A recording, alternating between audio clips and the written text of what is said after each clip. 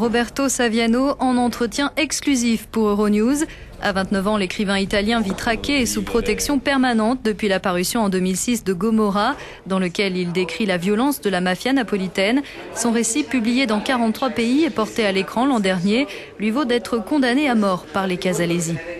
À Noël, l'ultimatum lancé par le chef du clan, Carmine Schiavone, est arrivé à son terme. Mais vous êtes encore là. Comment faites-vous pour vivre avec cette peur ? Régulièrement, quelqu'un annonce que c'est le moment de ma mort ou de mon exécution. Mais eux, pour m'atteindre, ils attendent que l'intérêt que l'on me porte à moi et à mon cas baisse.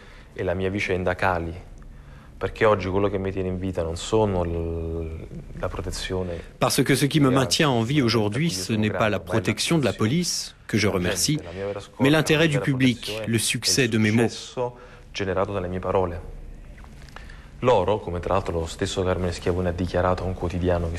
Même Carmine Schiavone a déclaré à un journal intitulé Il Tempo qu'ils attendent que je sois dans le creux de la vague, que l'intérêt que me porte le public, à moi et à mes livres, s'éteigne. C'est tout.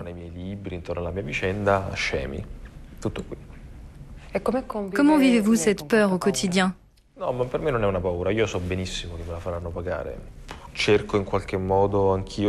Pour moi, ce n'est pas de la peur. Je suis parfaitement conscient qu'ils me le feront payer cher. J'essaie, d'une certaine façon, de comprendre comment, quand et pourquoi.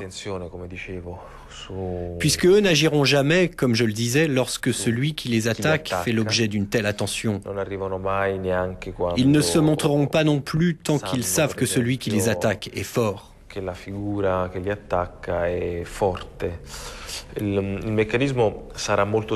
Leur méthode sera simple et fonctionnera ainsi. Ils tenteront de détruire l'image de celui qui les attaque. C'est ce qu'ils ont toujours fait.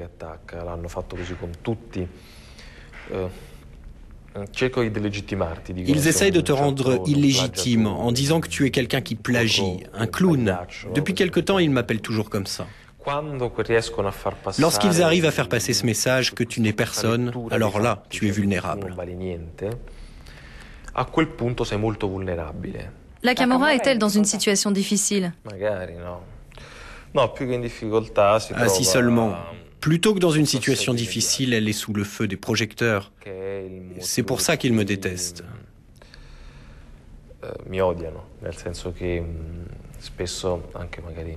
À l'étranger, on se demande comment il est possible qu'un livre dérange autant une organisation qui a tant de pouvoir.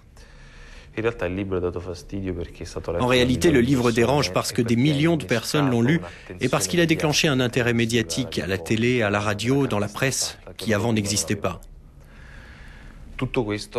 Et tout cela a entraîné une réponse de l'État bien plus importante, parce qu'avec la pression des médias, on ne peut pas faire comme si de rien n'était, ce qui était le cas il y a encore quelques années, et comme c'est toujours le cas dans certaines régions d'Italie.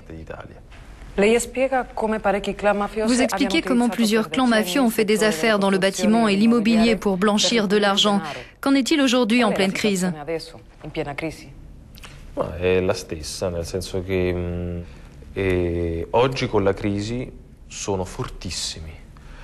C'est exactement la même chose, sauf qu'avec la crise, ils sont encore plus forts, puisque, comme l'a dénoncé l'ONU, ce n'est pas moi qui l'affirme, mais ce sont des études sur les narcotrafics. Aujourd'hui, les grandes organisations mafieuses sont en train d'entrer dans les banques internationales qui, comme elles manquent de liquidités, acceptent de recevoir de l'argent sale pour résister à la crise.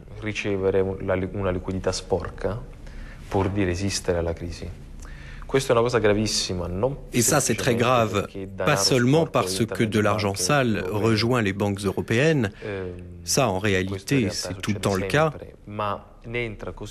mais il en entre tellement en période de crise que les mafieux seront en mesure d'orienter la politique bancaire, en tout cas pour les 3 à 5 prochaines années si la crise continue, qui financer quel entrepreneur protéger.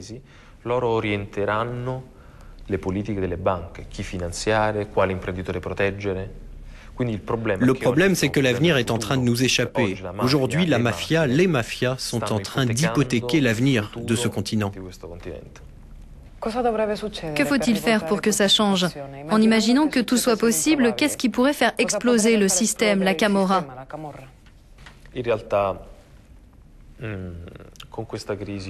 En fait, avec cette crise, je pense que les moyens de lutter contre ces organisations criminelles sont plus importants. Mais au final, l'Italie ne le veut pas. Elle pense à autre chose. Elle pense au travail précaire, aux problèmes des retraites, aux écoutes téléphoniques, et pense que le problème de la mafia est juste un problème supplémentaire. Mais non, c'est le problème. Dans quelle mesure la criminalité a-t-elle touché et touche encore l'Italie?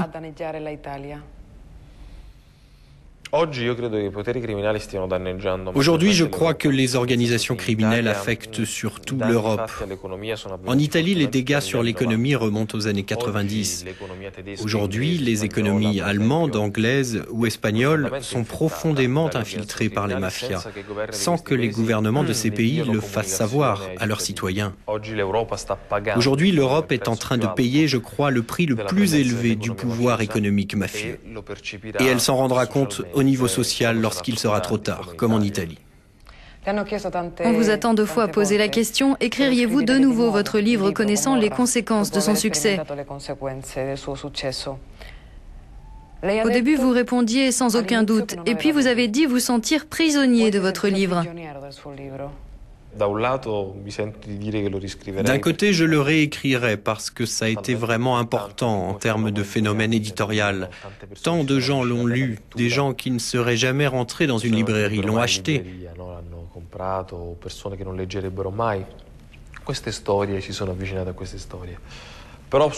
Mais d'un point de vue personnel, je ne recommencerai pas. Quand je dis d'un point de vue personnel, je parle de ma vie, bien au-delà du livre. Tout s'est aggravé, tout a explosé.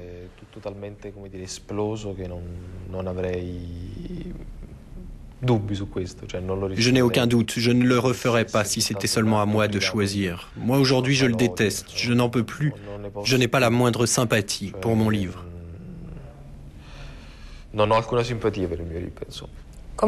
Comment voyez-vous votre avenir? Arrivez-vous à faire des projets personnels malgré le fait que vous devez être un fugitif?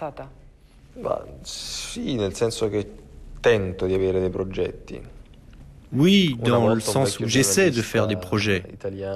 Un jour, un vieux journaliste italien qui fut le premier à m'interviewer m'a dit « Le pays ne te le pardonnera jamais, parce que l'Italie ne permet pas que l'on raconte ce genre de choses. »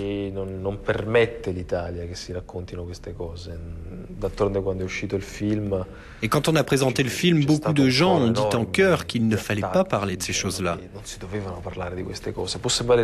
Ça peut paraître ridicule vu de l'extérieur. Un Américain ou un Espagnol doit se dire que ce genre de commentaire est impensable. Mais cela fait partie de la culture italienne. On peut parler de la Toscane, on peut parler de la sympathie des Italiens comme des gens bien, même de la politique. Mais si on en parle mal, ça doit être entre nous.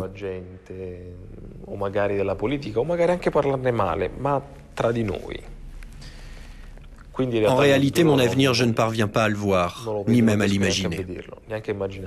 Grazie mille per questa intervista. Grazie. È stato un piacere.